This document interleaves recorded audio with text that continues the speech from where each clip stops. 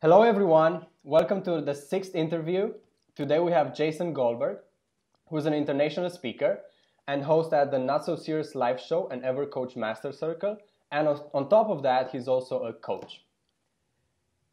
Jason, thank you so much for being here. Thank you for accepting my invitation. And the first question for you is, why did you took on the path of entrepreneurship? What's your story and what's the why behind it? Yeah. Okay. So it's a good question. So I'm guessing there's a lot of the same kind of thing you probably hear from people that, they were fed up with their corporate job and whatever, and they felt a calling in their heart and all this stuff. I don't know that it was like that for me. I think for me, I was very successful early on in my career. I was in information technology for almost 15 years. I got into it very, very young. And by the time I was in my mid-20s, I was a director of engineering at a tech firm. I was making over $100,000 a year.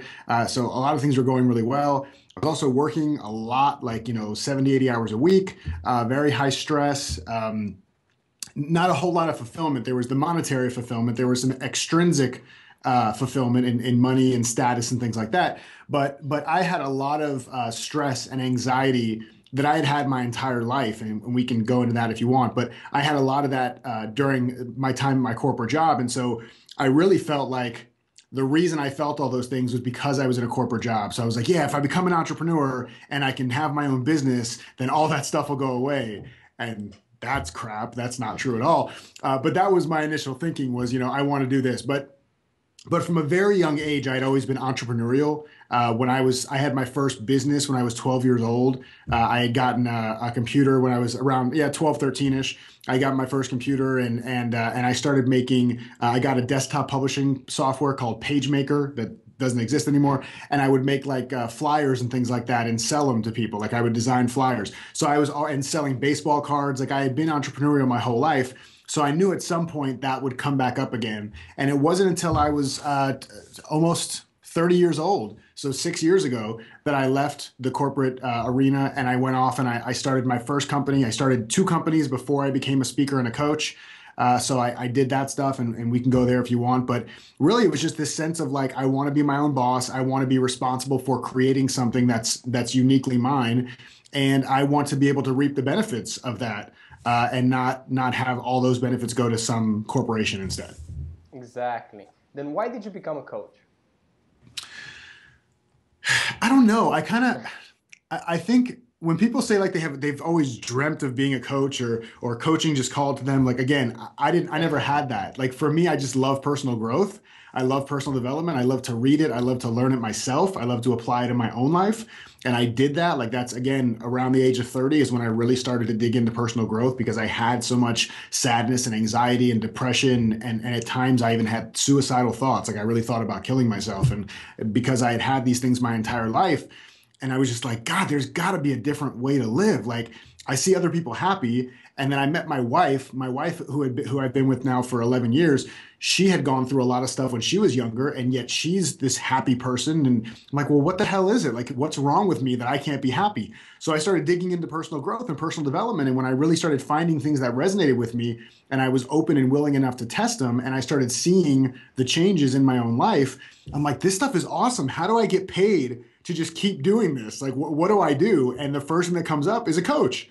Right? When you look at personal development and you say, how do I get paid to do personal development stuff? Everybody says, be a coach. And I don't think coaching is for everybody, but that was the way I got into it. And I found a love for certain things in coaching. And that's what I started doing 3 years ago now. Wow, that's really amazing. Yeah. What were some of the fears or doubts or mindset blocks like the imposter syndrome or anything like that? When you started out as an entrepreneur or as a coach, whatever you want to talk about? Oh, yeah. The imposter syndrome has been around my entire professional life. Even being successful in my corporate career, I literally, right before this interview, I just posted something on Facebook about the imposter syndrome because we did an episode about it on the Not So Serious Life. But yeah, I had that in my IT career, and it didn't stop when I became an entrepreneur.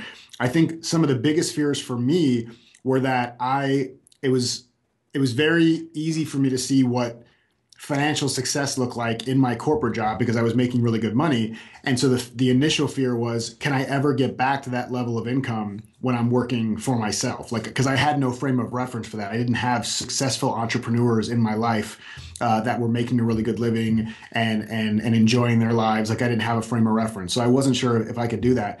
But the bigger thing that came up, especially getting into coaching, more so in coaching than my first two startups had nothing to do with coaching. One was a transportation company, and one is one that is still up and running, a technology commercialization company in partnership with NASA, with our space program here. Wow.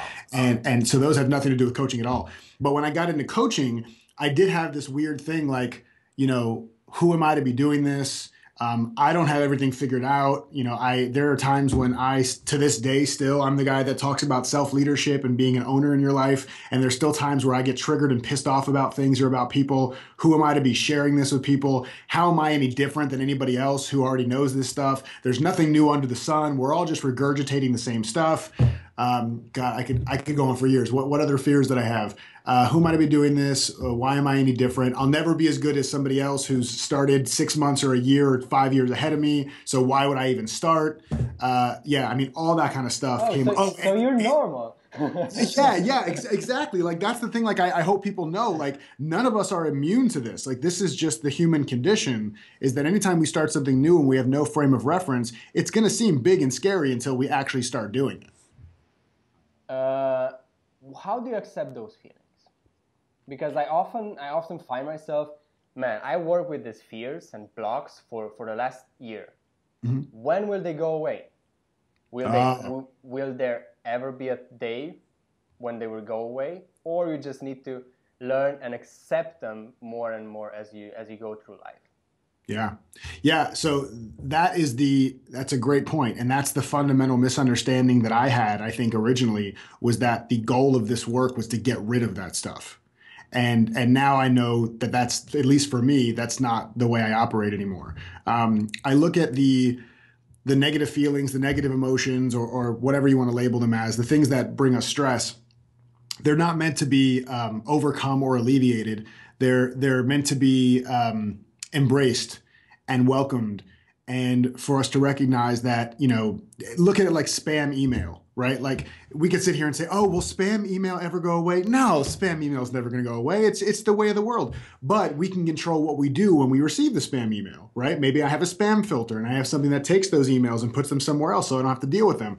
So instead of worrying about when the feelings are going to show up, what do I do? And trying to have 100% certainty that I will never ever feel sadness, anger, depression, resentment, or anything ever again, I can instead learn to welcome those things and to see that anytime I have those feelings, it is the most beautiful, complex, and yet simplistic. I don't know how something can be complex and simplistic, but it's the most complex and simplistic early detection system that the universe has gifted us with. That when I'm angry, it's my inner system saying, hey, you're feeling anger.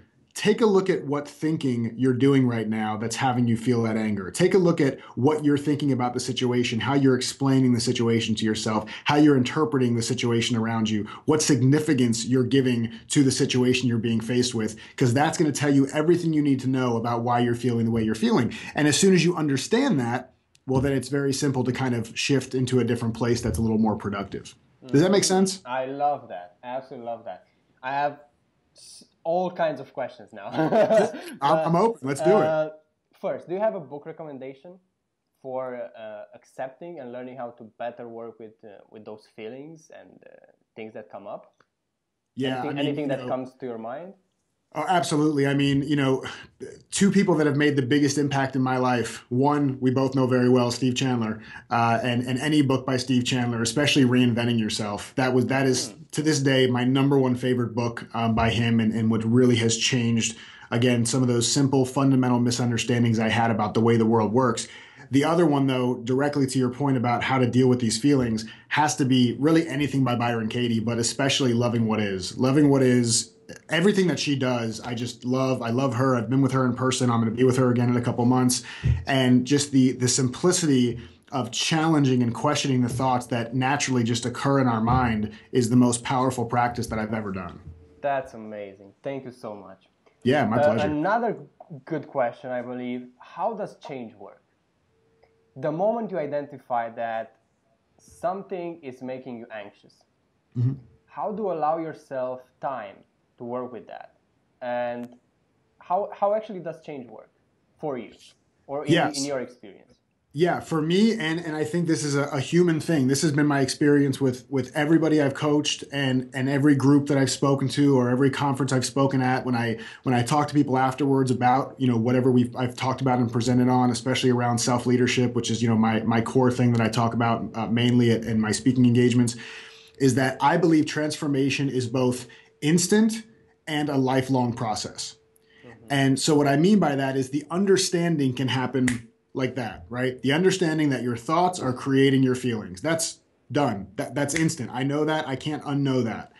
Now, the practice of slowing down enough to recognize and be aware that it's my thoughts that are doing that, and to then look at those thoughts and to challenge those thoughts and to see if there's an interpretation of my event that says this is a more productive interpretation. This is an interpretation or a thought that brings me peace instead of bringing me stress.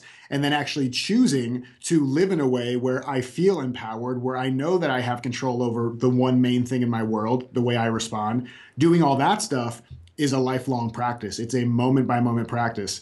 And there are times when I do that beautifully, flawlessly, like instantly. There are times when it takes me 3 or 4 minutes or 10 minutes to go from a place where I'm triggered to being really peaceful again. And there are times when I completely screw it up and it takes me a day to get over something that's really, triggering me. But it's all a process. And the shorter that gap is between being triggered and being peaceful that you can make, the more growth you're experiencing, the more change you're experiencing. How do you not beat yourself up? I mean, it's all the exact same thing. It comes down to the same thing because, so here's the thing, is that's one of the downsides, potential downsides to getting into transformation. Because one of the first major breakthrough or insight I had was that it was on me, right? Like if there's a problem, I'm the problem, right? And so as I say that, right, if I were to say to you, hey, I just realized there's a problem and I'm the problem, it can be very, very easy for someone getting that realization to then say, well, God, I'm pretty stupid. I mean, I'm the problem. What a friggin' idiot. Like, what's wrong with me? Like, it would be so easy to go that next level, to start blaming and shaming yourself. And instead, yeah, and I do it too. I'm not immune. I'm a human being. But what I know to be true now, and the thing that I do much more often, is now it's, if there's a problem, I'm the problem. And if I'm the problem, then I'm also the solution. And so now when I recognize that I'm the problem, it's the most empowering thing in the world, because now I don't have to try to change you or modify the situation or manipulate the way you show up. I don't have to do any of that crap, which is just a waste of my time and energy. I can focus all that imagination, all that curiosity, all that love back to me. And so instead of beating myself up, I can love myself and say, cool, how awesome is it that I failed miserably at that? Because it just shows me that I have some more things to learn, and now I have more practice to do that. I love that. I totally love that. And even though I could stay and speak with you for the whole day about these things, I would also like to speak with you about your recent TEDx talk. I know that most of the people that are listening and that will watch this show have that dream, and I have that dream as well. How does it feel? How was the whole experience? Oof, man. It was surreal. I mean, it was just 5 days ago. So it was, a little over a month of preparation. And typically for me, when I give a talk, I like quite a bit of time to practice and to rehearse and to write it. Like even just to write a talk, I think people don't get it. Like when you do an hour keynote, or at least for me, when I do an hour keynote speech or training, the main hour or 2 hour or 4 hour, I have different versions. The main keynote and training that I do now, I developed over the course of a year. I mean, it took me a year to develop what I'm doing now on a regular basis. I had a month to put together this thing that, granted, wasn't several hours. It was only 18 minutes or less. I think mine ended up being like 16 minutes. But still, it's a lot of like, you want to nail this. This is your one shot. Like you typically don't do more than one TEDx talk. It's one only. Like they don't bring the same people back. You get one and done. So it felt like a lot of pressure. And so yeah, it was a crazy, we can go wherever you want with that. But yeah, it was epic. It was surreal. It was crazy. I'm super grateful. I can't wait to see the video because I have no idea how I did because it's all a blur now. But When yeah, will it's that crazy. happen? When will that be available? They said it'll be 3 weeks to a month, so I'm not sure when this will air, but it should be sometime in April that it should be out, and I'll make sure I share it with you so you can look, you can watch it. Awesome. Awesome. Thank you. Well, one thing I'm very interested in is how to create a TEDx talk. What was your process in creating this talk?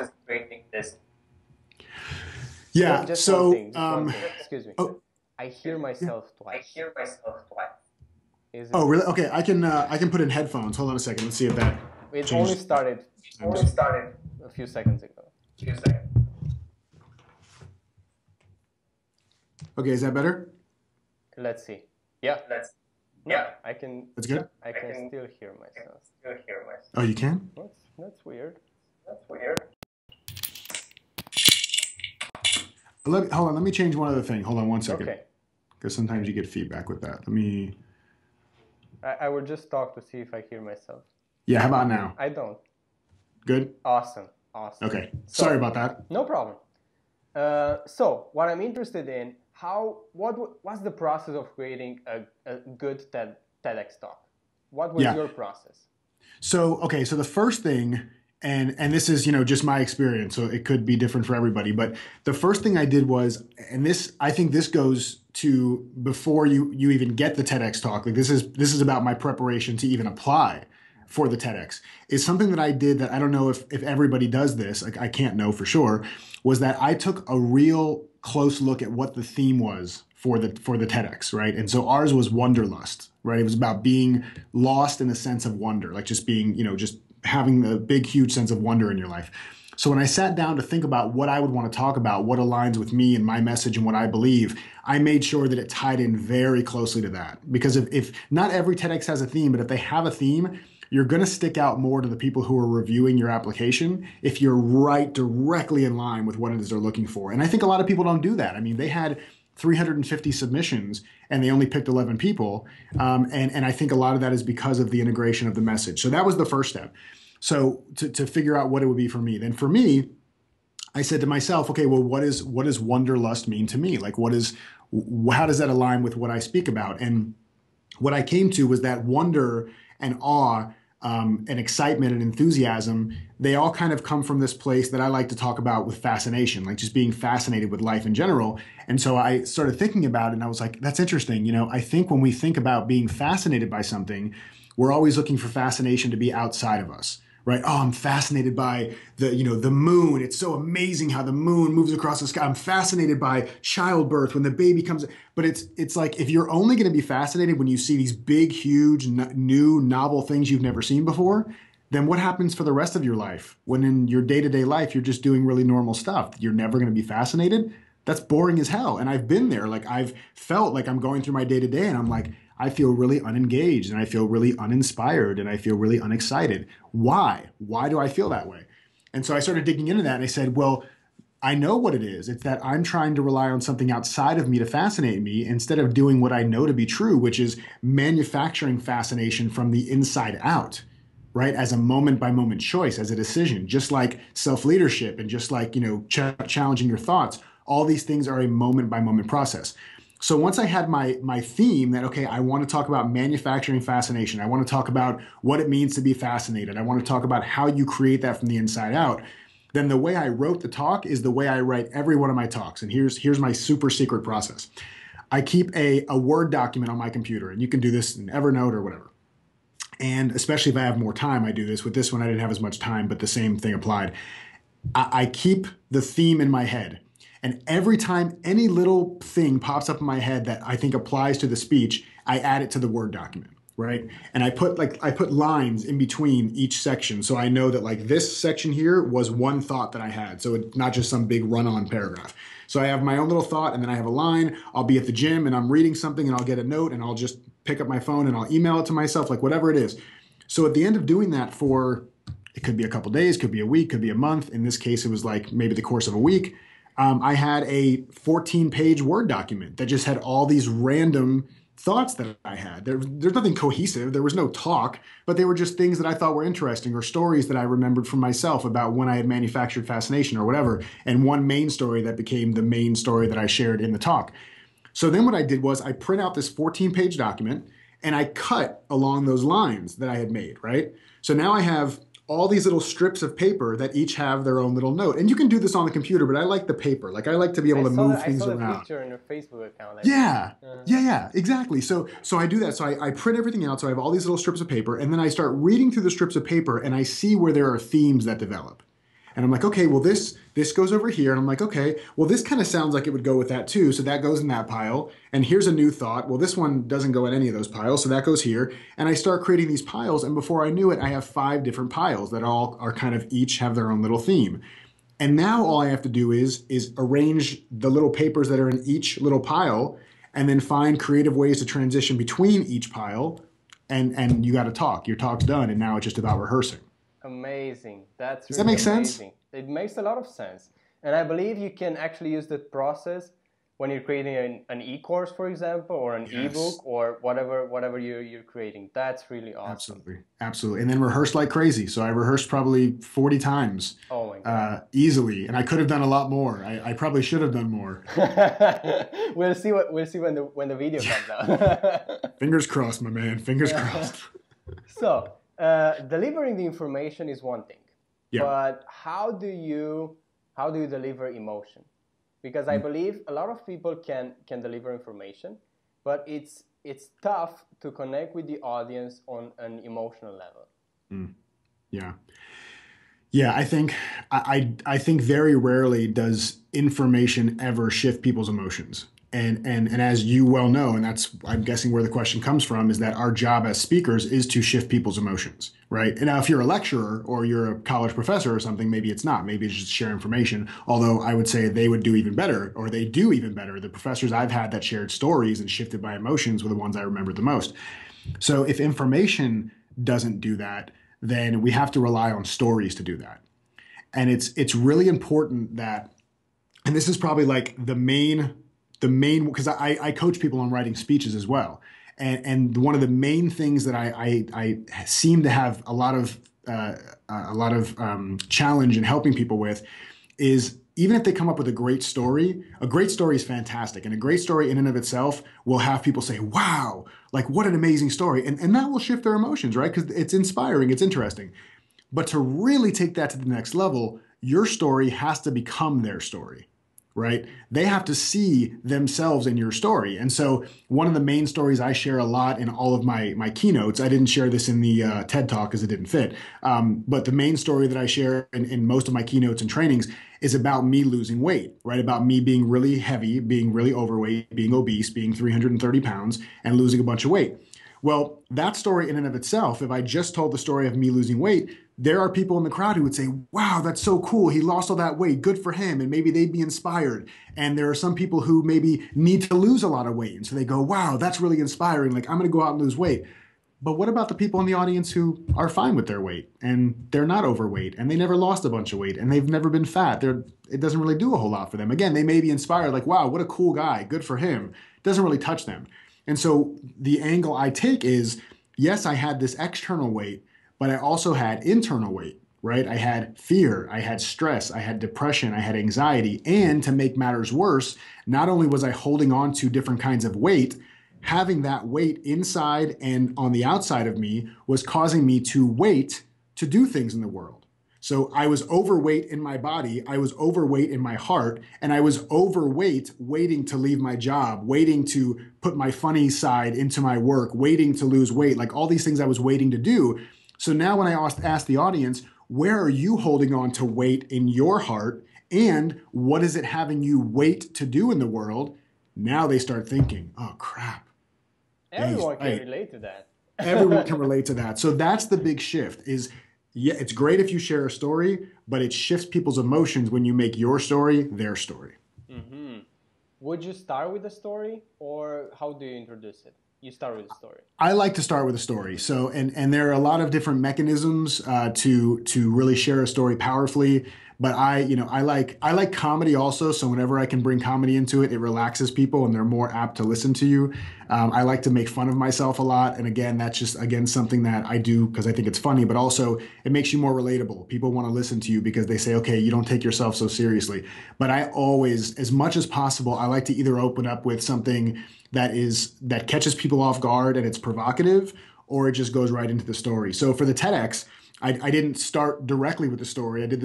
I started the story maybe 30 seconds in, but I started the talk and I was the first presenter. So they had me go first. So now I have extra pressure. I'm like, oh crap, I'm the first one. Like this, everybody's staring at you and like you're gonna set the tone for the whole day. So I walk out on stage and I stand there and I take 5 seconds just to take a breath and center myself and look at the audience, which I always do. Just take a second, you check out the audience and you really connect with them. And my first line was, sometimes I feel like an entitled and privileged schmuck. And everybody starts cracking up laughing. Like that was the first thing I said. They have no idea where I'm going. But I called myself a schmuck right away and everybody's laughing. And now as you continue on, they're also relaxed. They're also settled into their seats. They're open to hear whatever else you want to say. That's awesome. That's really awesome. And I feel like it also relaxes you, right? Oh, yeah. When you do some jokes. Cool. Absolutely. Absolutely. Any lessons that come to your mind that you've learned because of this TEDx talk? They'll probably hit me more as time goes on. It's still super fresh. It's still super fresh. I mean, the whole thing about, gratitude comes into play because I know that had I been a little more, okay, so here's something I did the day of, and I wish I had done this more often. I think it may have made a difference in just the way I felt. I don't know if it would have changed my performance, but I think it would have changed the way I felt. I realized leading up to it, as excited as I was to do it, and as excited as I was to, have it under my belt as something I've done, I was looking at the last few days leading up to it as I can't wait till it's done, right? Which I think a lot of us do, like when there's something big and scary, we're like, we can't wait till it's done. And it comes from a good place because we want to look back and say, I did that. Like, yeah, cool, I did it. But I was focusing so much on having it done, I was losing a connection with how grateful I was that I had this opportunity. And so it wasn't until the morning of, during my morning meditation, I meditate every day, during my morning meditation that morning of the TED Talk, where I said, wow, I don't want to get through this at all. Like, I want to slow this down. I want to make every second leading up to the talk one that I'm full of gratitude for and that I'm excited for. I don't want to rush through it and get to the end. And I think that really helped me day of.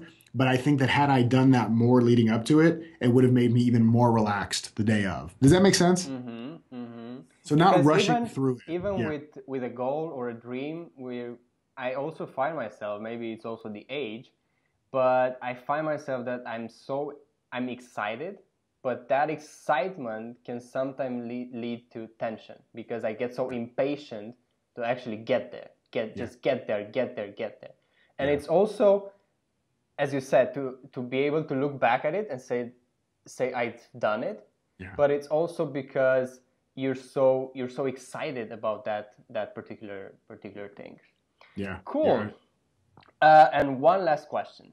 Yeah. What does it mean for you to be authentic? And what's one tip that you can share to be able to be as authentic as possible during a speech? Yeah. So it's a great question. I have kind of a weird outlook on authenticity. I don't believe in authenticity. I don't believe in not being authentic. Because I believe that however you're showing up in the moment is authentically you, even if it's inauthentic, right? So like if I'm like showing off and like, trying to look good to you, I'm authentically trying to look good to you. Like that, it's really how I feel I need to show up in the moment. So I'm being authentic to my feelings of needing to be loved and approved. That's tricky. Yeah, it's very tricky. It's very tricky. So if we're talking more about authenticity being who you are when you're not trying to act authentic, right? Because authenticity a lot of times is like, how can you be more authentic? And it's like, how can you be more breathed? Like you're going to breathe regardless. Like, so breathing naturally versus like, that's the difference. That probably is confusing. So to be more authentic in a speech, I think number one, it comes from relaxation. And number two, I think it's really from taking the focus off of you.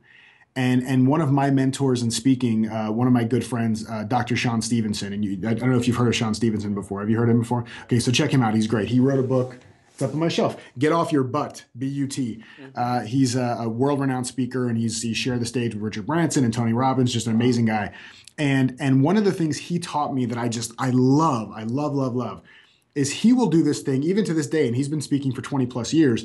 He does the thing that I do now as well, where I picture the day before or right before I go on stage, I think about the audience. And I think about the fact that there's somebody in that audience that is about to lose their job. There's somebody in that audience that is trying to get out of a dysfunctional relationship. There's somebody who hasn't talked to their son or daughter in 6 months. There's someone whose parents just died. There's someone who was beaten up and robbed. Like, there's all these stories of people in the audience who just want to experience me and experience whatever it is I want to share. And they don't want me to be anything different than who I am. And so I owe it to them to be of service and just allow myself to put myself out there in service to them and not have it be about me or my ego. So that tends to help me to get out of making it about me and to instead make it about them. Kind of get out of your head, right? Get out of your head and just love the crap out of the people that are in the audience, because they want you to win. Like, that's the thing. I think a lot of people, when they get on stage, they think there are people out there that want them to fail. And I used to be a rapper, right? Like, I was a real rapper back in the day. And like, rap is different. When you're on stage, people literally are in the audience saying, I could do that. I'm better than him. That doesn't happen anywhere else in life. So if you're up on stage speaking, people want you to win because they want to be inspired. They want you to do well because they want to walk away with something. So just know, all those people in the room are your best friends. They want you to win. That's awesome. I love this perspective. Cool. This was it. Thank you so much for joining. And thank you for having me on. Thank you so much.